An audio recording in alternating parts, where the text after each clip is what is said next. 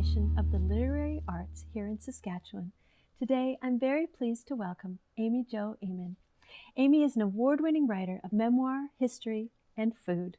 Her book, Out of Old Saskatchewan Kitchens, was the 2018 One Book, One Province literary selection of the Saskatchewan Libraries. Today, we're here to talk about the evolution of the Provincial Court of Saskatchewan. Welcome back, Amy Jo. Thank you for having me. You make it sounds so boring, doesn't it? It doesn't sound boring. It doesn't sound boring at all. It's actually very interesting, which is why I asked you to come back. I love your food writing. I love your memoir. Oh, thank you very much. But I also I love history, and so I'm so pleased to have you back to talk about another history book. Yeah, history is probably my first passion. Food and the history of food is something that I followed up on. But yeah, this kind of goes Saskatchewan history. What a great subject. And our last chat, we talked about your Saskatoon history. Yeah. And that's such a lovely book with beautiful pictures. Now, this one's a little different. Tell me a little bit about the background behind this book first.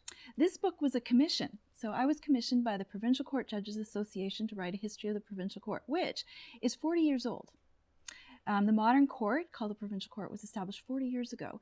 But before that, it was Magistrates Court. Before that, it was Police Court, Provincial Court, going back to the first days of Saskatchewan and even back into our territorial days. It was an evolution up to what the modern court is today. And to mark their 40th anniversary, but also to record their very interesting history, they wanted this book to be written and to come out this year. So I had the privilege of being able to do that for them.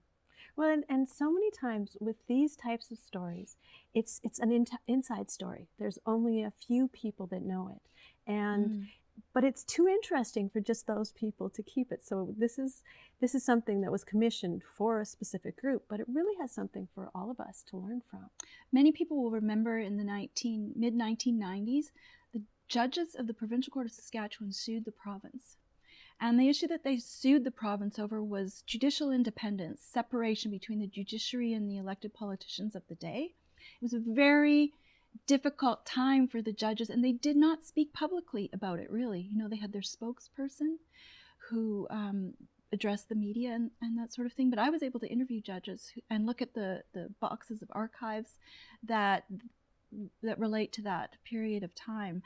They settled their dispute with the provincial government out of court. They came to a negotiated settlement. But from other provinces, it went to the Supreme Court of Canada. So it was a very important issue at the time. It was a charter case under the new Charter of Rights and Freedoms. And the judges in Saskatchewan were the first to push this issue.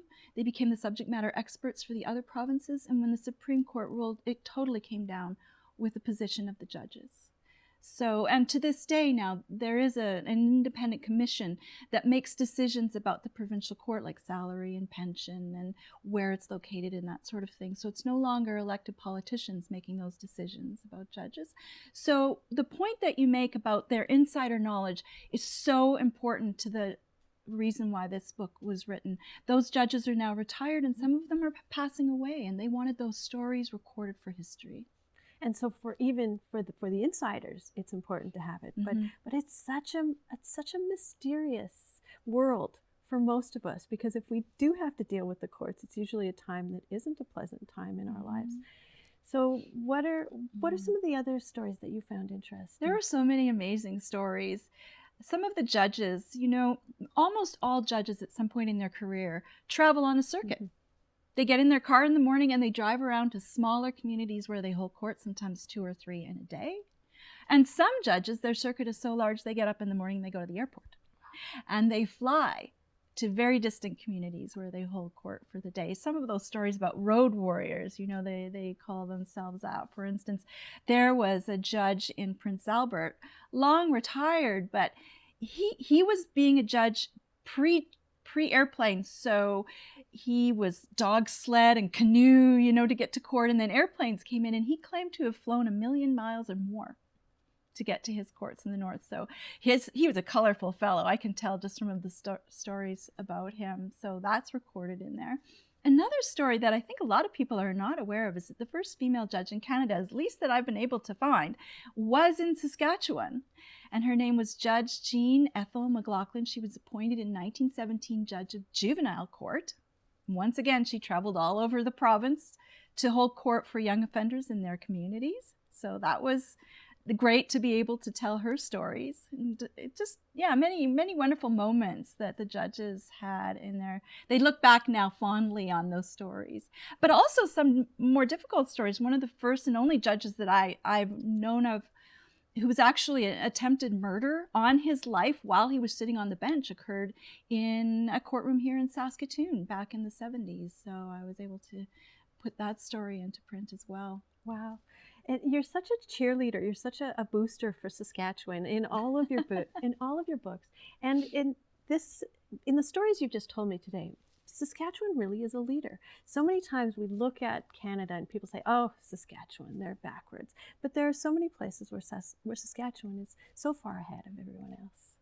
Well, I think we've had our, definitely our moments in the past, and will in the future as well. We certainly can't be discounted. We have had an innovative streak in Saskatchewan, so I think that carries on. And in terms of the court, for instance, we were the first, and I don't know how many others have followed, where we were the only ones where had a court entirely in Cree, so that persons in the north for whom Cree is the most comfortable language, a Cree judge, Cree interpreters, Cree clerks, so that's also an innovation from Saskatchewan. And some of the laws, some of the guidelines in Canada over sentencing circles, those were also developed in Saskatchewan and then accepted across the country. Wow, that's amazing. So you've got all these wonderful things that you've already written for us. What are you working on now? Oh my goodness. Okay, so a project that I've had on my mind for a very long time that I've put off 4 times because I've got 4 books. I want to write a history of wheat. My history of wheat has kind of been on the back burner for a while, and that's what I'm working on in my days now. Well, and there you go, another thing that you can only write in Saskatchewan. I figure I grew up on a wheat farm. I'd look out my bedroom window at the golden fields of wheat. And yet, do we know, do we learn in school, where did wheat just sort of spring up here?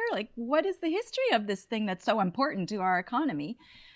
So I wanted to tell that story. Well, I look forward to reading that as well. Oh, thank you. So Amy Jo, where can we find this book? Well, interestingly, this book is not for sale. The judges did not want to bother with handling books and marketing, et cetera, so they've made it free of charge. It's free of charge as a PDF download to anybody who wants to read it. You go on to it's kind of a long URL, I won't say it, but if you Google the title, Evolution of the Provincial Court and Sask Law Courts, it's on the Sask Law Courts website. You can find it there, read it yourself. If you prefer a real book, it's in the libraries. The judges have donated copies to the libraries and schools where it's a relevant subject. So it's available everywhere in the world. Thank you. And we don't even have to pay for it. It's a gift. Thank you so much, Amy Jo. It's always a delight to talk to you. Thank you so much for having me. I'm Danica Lorer, and this is Lit Happens. You can find past episodes on YouTube. You can find me on Facebook, Instagram, and Twitter. If you have an idea for a show, you can give me a message on danicalorer@gmail.com. Thank you for watching.